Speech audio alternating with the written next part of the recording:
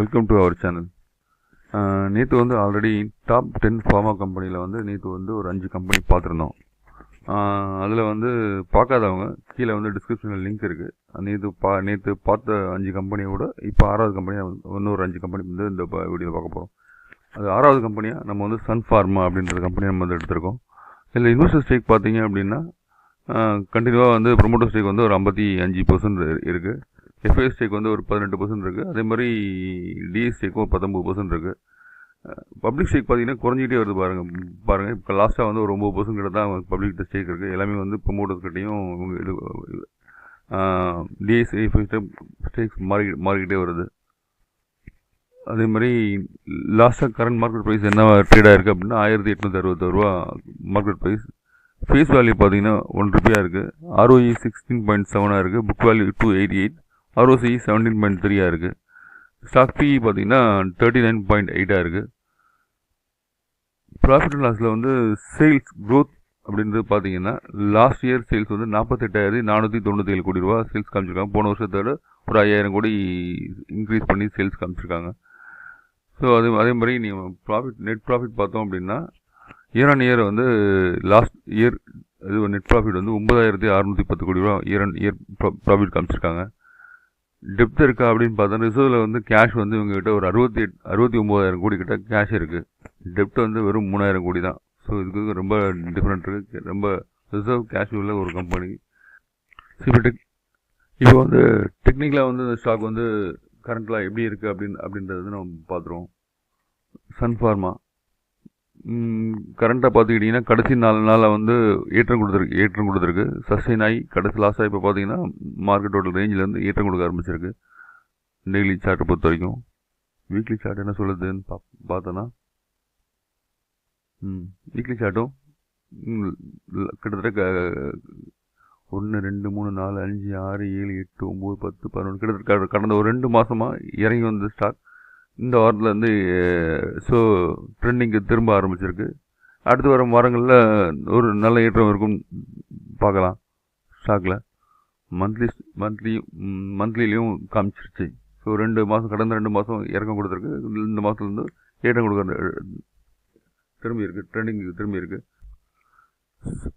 So இப்போ நம்ம வந்து இந்த ஸ்டாக் வந்து பை பண்ணால் அப்படின்னா 52 வீக் ஹையை வந்து ரொம்ப நியர்பை வந்து பிரேக் பண்ணுறதுக்கு ரொம்ப நியர்பை 50 ஹை இருக்குது. இதை பிரேக் பண்ணால் இன்னும் ஒரு 500-600 கூடக்கூடிய வாய்ப்புகள் வந்து ஒரு 6 மாத காலத்தில். ஸோ இந்த ஸ்டாக்கை வந்து நம்ம கவனிக்கலாம். ஸோ நல்ல வளர்ச்சி உள்ள ஒரு கம்பெனி. நம்ம நெக்ஸ்ட் பார்க்க போகிறது திவிஸ் லேப்.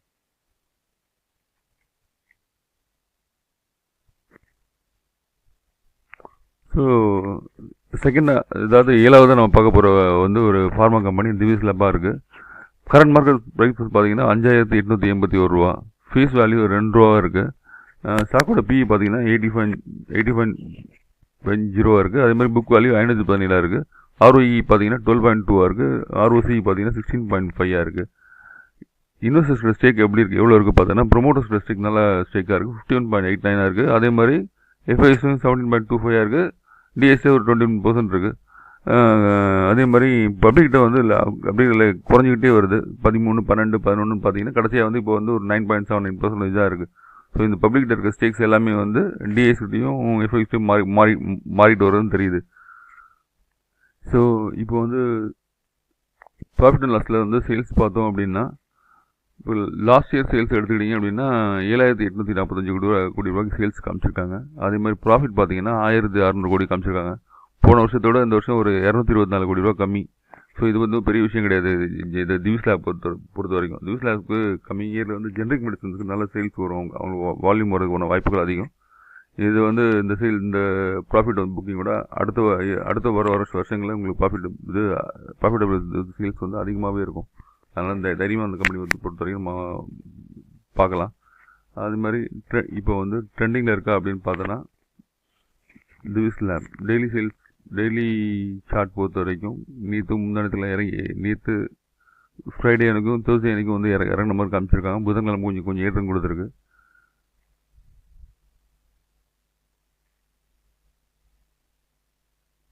வீக்லி சார்ட் பொறுத்த வரைக்கும் வீக்காக தான் இருக்குது. ஸோ 1 2 3 4 கடந்த ஒரு 4 வாரமாகவே இறக்கத்தில் இருக்க மாதிரி காமிக்குது.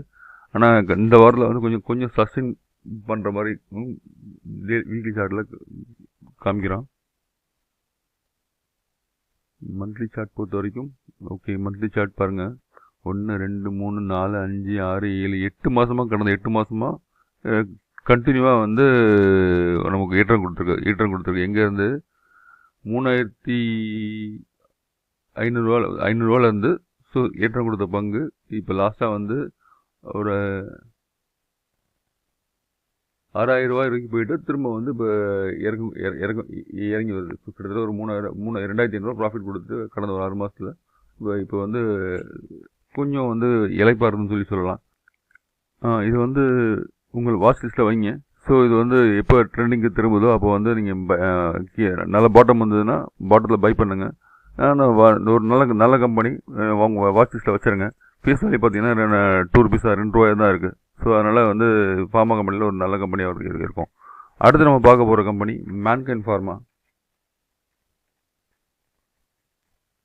ஃபார்மா கம்பெனியில் ரொம்ப பெரிய வளர்ச்சி அடைகிற ஒரு நிறுவனமாக இருக்குது. ஃபேஸ் வேல்யூ பார்த்தீங்கன்னா 1 ரூபா. கரண்ட் மார்க்கெட் ப்ரைஸ் பார்த்தீங்கன்னா 2872 ரூபாய் இருக்குது. இன்வெஸ்டர் ஸ்டேக் பார்த்தீங்க அப்படின்னா நல்ல ஒரு ஸ்டேக் வச்சுருக்காங்க. ஸோ 72% வந்து இன்வெஸ்டர் ஸ்டேக் இருக்குது. அதே மாதிரி டிஎஸ்டி பார்த்தீங்கன்னா கண்டினியூஸாக எஃப்ஐஸ் பார்த்தீங்கன்னா கண்டினியூஸாக வந்து ஒவ்வொரு குவார்ட்டரும் வந்து இன்க்ரீஸ் பண்ணிட்டு வராங்க. பார்த்தீங்கன்னா உங்களுக்கு தெரியும். லாஸ்ட்டாக வந்து இப்போ வந்து எஃப்ஐஸில் வந்து ஸ்டேக் வந்து 13% ஸ்டேக் இருக்குது. அதே மாதிரி டிஎஸும் கடந்த ஒவ்வொரு குவார்ட்டருக்கும் வந்து இன்க்ரீஸ் பண்ணிகிட்டே வராங்க. இப்போ வந்து லாஸ்ட்டாக வந்து டிஎஸ்டி எவ்வளோ ஸ்டேக் இருக்குது அப்படின்னு பார்த்தீங்கன்னா 11% ஸ்டேக் இருக்குது. அதே மாதிரி பப்ளிக்கிட்ட பார்த்தீங்கன்னா எப்படி நல்லா உங்களுக்கு நல்லா தெரியும். 14 அப்போ 14.76 அதுக்கடுத்து 6.97 4.10 3.61 3.2.86 இப்போ 2. கிட்டத்தட்ட ஒரு 3% ஸ்டேக் தான் வந்து பப்ளிக்கிட்ட இருக்குது. இது எல்லாமே வந்து எஃப்ஐட்ட டிஎஸ்ட ப்ரொமோட்டர்ஸ் தான் ஸ்டேக் இருக்குது. ஸோ இதை பார்த்தாலே உங்களுக்கு தெரியும் ஒரு நல்ல வளர்ச்சியுள்ள நிறுவனமாக இருக்குது. அதனால வந்து அவங்ககிட்ட ஸ்டேக்ஸ் இருக்குது அப்படின்ற பப்ளிக் இருக்கிற சேல்ஸ் கிட்டத்தட்ட ஸ்டேக்ஸை குறைச்சிருக்கும் போது தெரியுது. சேல்ஸ் பார்த்தீங்கன்னா அப்படியே இது வந்து உங்களுக்கு நல்ல காட்டி கொடுக்கும். லாஸ்ட் இயர் சேல்ஸ் பார்த்தீங்கன்னா 9265 கோடி ரூபா சேல்ஸ் பதிவு பண்ணியிருக்காங்க அவங்க. அதே மாதிரி ப்ராஃபிட் பார்த்தீங்கன்னா இயர் ஆன் இயர் நல்ல க்ரோத்தில் ப்ராஃபிட் புக் பண்ணியிருக்காங்க. அதாவது லாஸ்ட்டாக 2022-23 வந்து 1248 புக் பண்ணியிருக்காங்க. அதே மாதிரி 23-24 அதில் வந்து இயர் ஆன் சேல்ஸில் வந்து 1821 கோடி ரூபா சேல்ஸ் ப்ராஃபிட் புக் பண்ணியிருக்காங்க. ஸோ இது கிட்டத்தட்ட ஒரு 550 கோடி ப்ராஃபிட் வந்து இன்க்ரீஸ் பண்ணி காமிச்சிருக்காங்க. ஸோ இதனால் பார்த்தாலே தெரியுது நல்ல க்ரோத் உள்ள கம்பெனி அப்படின்னு. ஸோ இது வந்து உங்களுக்கு லாங் டைமுக்கு ரொம்ப நல்ல கம்பெனியாக இருக்கும், நல்ல வளர்ச்சியுள்ள கம்பெனியாகவும் இருக்கும். அதே மாதிரி நீங்கள் இப்போ ஸ்டாக் ட்ரேடிங்கில் இருக்கான்னு பார்த்தோன்னா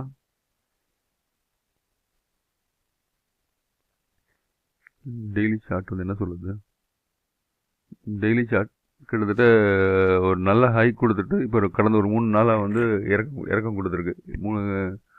புதன் வியாழன் வெள்ளி மார்க்கெட்டில் வந்து இந்த ஸ்டாக் வந்து இறங்கியிருக்கு. ஆனால் அப்ரிட்டிவ் ஹை கிட்ட நியர்லேருந்து இறங்க ஆரம்பிச்சிருக்கு. இப்போ வீக்லி சார்ட் என்ன சொல்லுதுன்னு பார்த்துருவோம். வீக்லி சார்ட் கையில் ஸ்டேக்ஸ் இருந்தால் விற்றுருங்க அப்படின்னு சொல்லுது. வீக்லி சார்ட்டை பொறுத்த வரைக்கும் கொஞ்சம் வெயிட் பண்ணுங்கள். ஆனால் இப்போதைக்கு பையிங் ஸ்டேஜில் இந்த ஸ்டாக் இல்லை. ஸோ நல்லா ஒரு இறங்கி வந்தால் திரும்ப வந்து ஒரு 2500 2600 வரக்கூடிய ஸ்டாக்காக இருக்குது. திரும்ப ரிட்டர்ன் ஆச்சு அப்படின்னா ஒரு நல்ல ஏற்றம் கொடுக்கும். அடுத்த ரேலி ஒரு 1000 ரூபாயிலிருந்து 1200 வரைக்கும் இந்த ரேலி வந்து நம்ம எதிர்பார்க்கலாம் இந்த ஸ்டாக்கை பொறுத்த வரைக்கும். அதனால் வாட்ச் லிஸ்ட்டில் வச்சுருங்க. ஸோ ஒரு இன்னும் கொஞ்சம் நாள் இறக்கம் கொடுக்கும். நல்லா வந்து கீழே பாட்டத்தில் வந்து பை பண்ணுற மாதிரி பாருங்கள். கேட்குறது கீழே அடுத்து பையிங் வந்தாலும் 2500 2600 கிட்ட வந்துட்டு திரும்பக்கூடிய வாய்ப்புகள் உண்டு. அதனால் வாட்ச் லிஸ்ட்டில் வச்சு வாட்ச் பண்ணுங்கள். ஸோ நம்ம நெக்ஸ்ட்டு வந்து பார்க்க போகிற ஸ்டாக்கை பொறுத்த வரைக்கும் ஜைடஸ் லைஃப் சயின்ஸ் அப்படின்ற ஒரு ஸ்டாக் ஒன்று பார்க்க போகிறோம். ஸோ இது வந்து கரண்ட் மார்க்கெட் ப்ரைஸ் பார்த்தீங்கன்னா 972 ரூபா இருக்குது. அதே மாதிரி ஃபேஸ் வேல்யூ வந்து 1 ரூபாயா இருக்குது. ஸ்டாக்கோட பிஇ வந்து 22.9 இருக்குது. புக் வேல்யூ வந்து 217 ரூபாயா இருக்குது. ஆர்ஓசி வந்து 22.3 இருக்குது. இது வந்து ஆர்ஓஇ வந்து 20.7 இருக்குது. இன்வெஸ்டர் ஸ்டேக் வந்து பார்த்தீங்க அப்படின்னா ஒரு 74% ஸ்டேக் ப்ரொமோட்டர்ஸ் கிட்ட கையில் வச்சுருக்காங்க. அதே மாதிரி எஃப்ஐஎஸ்டியும் வந்து அப்படியே ஸ்டேக் வந்து இன்க்ரீஸ் பண்ணிகிட்டே வராங்க.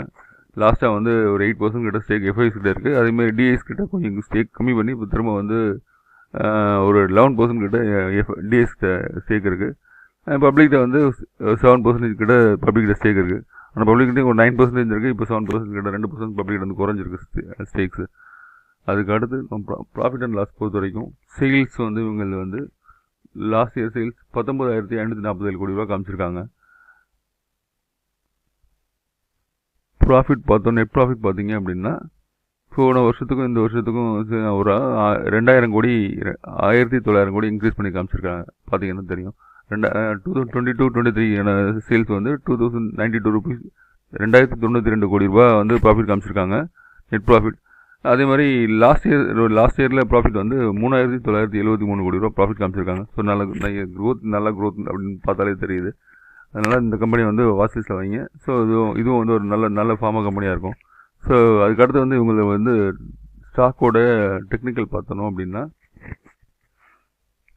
டெய்லி சார்ட் பொறுத்த வரைக்கும் 1 2 3 4 கடந்த 4 நாளுக்கு பிறகு ஃப்ரைடே க்ளோசிங் வந்து ஒரு ஏற்றம் கொடுத்த க்ளோசிங்கை வந்து முடிஞ்சிருக்கு. வீக்லி சார்ட் பொறுத்த வரைக்கும் என்ன சொல்லுதுன்னு பார்த்துருவோம். வீக்லி சார்ட் எங்கேருந்து இறங்கியிருக்கு? ஆகஸ்ட் மாதத்துலேருந்து இறக்கம் கொடுத்துருக்கு. ஆகஸ்ட் மாதத்தில் வந்து இறக்கம் கொடுத்த ஸ்டாக் அப்படியே இறங்கி வந்து இப்போ தான் சஸ்டெயின் ஆகி மேலே ஏறதுக்கு கிட்டத்தட்ட ஒரு ட்ரெண்டிங்கை திரும்பக்கூடிய பின் பாயிண்ட்டாக நமக்கு காமிச்சிருக்கு. வாட்ச் லிஸ்ட்டில் வாங்கி இன்னொரு அடுத்து ஒரு இப்போ வந்து 972 970 ஒரு 1000 ரூபா கடந்த பிறகு நீங்கள் பை பண்ணீங்க அப்படின்னா திரும்ப வந்து பழைய ஹையான 1285 ரூபா கிட்ட அதான் 1300 கிட்ட வரலாம். அதுக்கடுத்து இதை உடச்சிட்டு மேலே போனாலும் திரும்ப ஒரு 300 ரூபா கூடக்கூடிய வாய்ப்புகள் உண்டு. ஒரு 1600 1700 கிட்ட போகலாம். ஏன் சொல்கிறேன் அப்படின்னா க்ரோத் நல்லா இருக்குது. இது வந்து இன்னொரு 25-30% நம்மகிட்ட இந்த ஸ்டாக்குக்கான ப்ராஃபிட் இந்த ஸ்டாக்கில் இருக்குது. ஆனால் வாங்கி வச்சு ஒரு 2 மாதம் 3 மாதம் வெயிட் பண்ணால் அந்த ஸ்டாக்குக்கான இது இருக்குது. ஸோ அதே மந்த்லி சார்ட் பார்த்துருவோமா? மந்த்லி சார்ட் என்ன சொல்லுது? மந்த்லி சார்ட் பார்த்தீங்கன்னா ஒரு பின் பாயிண்ட் உங்களுக்கு நல்லா தெரியுதா? 1 2 3 கடந்த ஒரு 4 மாதத்துக்கு பிறகு இந்த மாதத்தில் லைட்டாக வந்து ப்ராஃபிட்டுக்கான அதாவது ட்ரெண்டிங்கை திரும்பக்கூடிய ஒரு பின் பாயிண்ட் காமிச்சிருக்கு. ஆனால் வாட்ச் பண்ணுங்கள். இன்னும் கொஞ்சம் ஏற்றுங்க. அதாவது இன்னொரு 1000 ரூபாய் கடந்த பிறகு பைங் ஸ்டேஜ் வரும். அப்போ வந்து பை பண்ணலாம். அப்போ இந்த ஸ்டாக்கையும் வாட்ச் லிஸ்ட்டில் வைங்க. ஸோ அதுக்கு அடுத்தது நம்ம பார்க்க போகிற ஸ்டாக் வந்து ஆல்கம் லேப்னு சொல்லி ஒரு ஸ்டாக் பார்க்க போகிறோம்.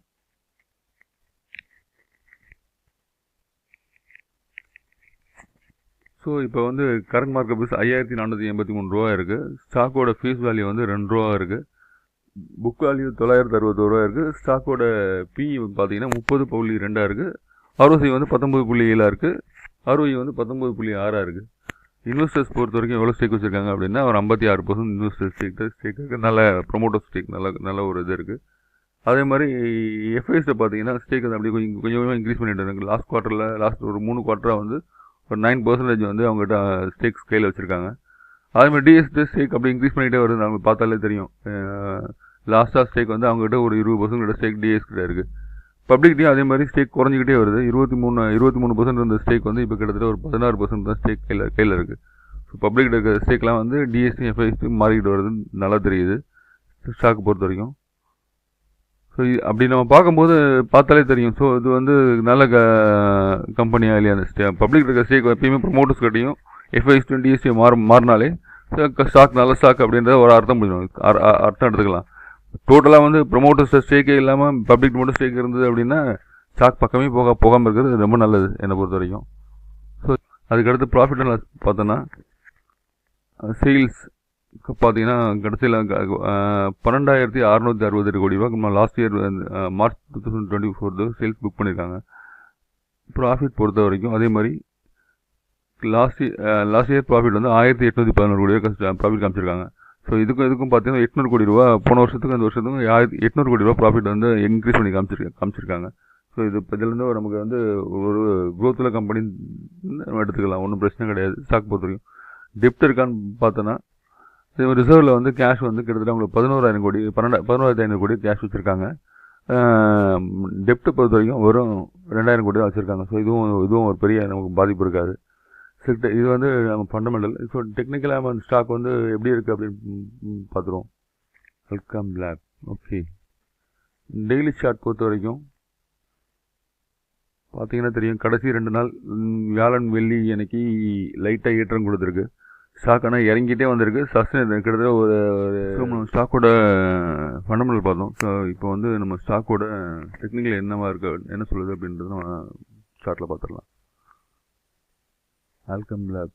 ஸோ சார்ட் பார்த்தீங்க அப்படின்னா கடைசி 2 நாள் வியாழன் வெள்ளி அன்னைக்கு சார்ட் வந்து கொஞ்சம் ஏற்றம் கொடுத்த மாதிரி நமக்கு காமிக்குது. அதே மாதிரி நம்ம வீக்லி சார்ட் பார்த்தோம் அப்படின்னா வீக்லி சார்ட்டில் கண்டினியூஸாக இறக்கம் கொடுத்து கடைசி 2 நாள் மட்டும்தான், கடைசி 2 வாரம் மட்டும் ஏற்றம் கொடுத்த மாதிரி காமிக்குது. எங்கேருந்து இறக்கம் கொடுத்துருக்கு, செப்டம்பர் 10 மேலே இறக்கம் கொடுத்த ஸ்டாக் வந்து கண்டினியூவாக இறக்கம் கொடுத்து கடைசி 2 வாரம் மட்டும் லைட்டாக ஏற்றம் கொடுத்த மாதிரி காமிக்குது. மந்த்லி சார்ட் என்ன சொல்கிறான்னு பார்த்தோம், அதையும் பார்க்குறோம். மந்த்லி சார்ட் பார்த்தீங்கன்னா கடைசி 4 மாதம் கண்டினியூஸாக இறக்கத்தில் தான் இருக்குது. லாஸ்ட்டாக வந்து ஆகஸ்ட் மாதம் தான், இதில் ஆகஸ்ட் மாதத்துக்கு பிறகு கண்டினியூஸாக இருக்கும் ஃபால். இன்னும் வந்து நமக்கு மந்த்லி சார்ட்டில் கன்ஃபர்மேஷன் ட்ரெண்ட் வரல, அதனால் கொஞ்சம் வெயிட் பண்ணுங்கள். இன்னும் வந்து ட்ரெண்ட் ஏற்றம் கொடுத்தது அப்படின்னா ஒரு 5700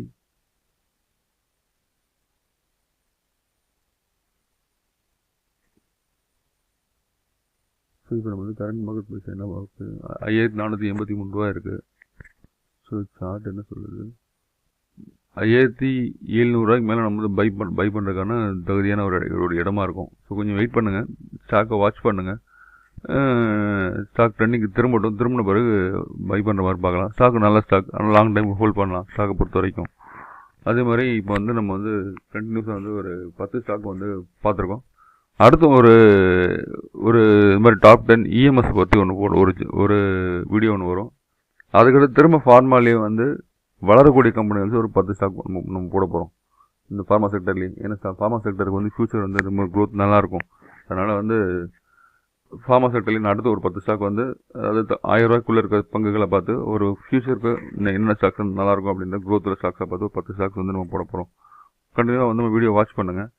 ஸோ இந்த வீடியோவில் இருக்கிற ஸ்டாக்ஸ் எல்லாம் வந்து உங்களை வாங்குங்கன்னு சொல்கிறதுக்கான ஒரு இது கிடையாது. நீங்கள் இந்த ஸ்டாக்ஸ் எல்லாம் வாங்கணும் அப்படின்னா ஒரு செபி ரிஜிஸ்டர் அட்வைசர்கிட்ட ஆலோசனை கேட்டுட்டு, அதே மாதிரி உங்களுடைய சொந்த டெக்னிக்கலை வச்சு பார்த்து பை பண்ணுறாங்க பை பண்ணுங்கள். ஸோ இது வந்து வெறும் வந்து படிப்பினைக்காக போட்ட வீடியோ மட்டும்தான். ஸோ தேங்க்யூ கண்டினியூ வாட்ச் பண்ணுறதுக்கு.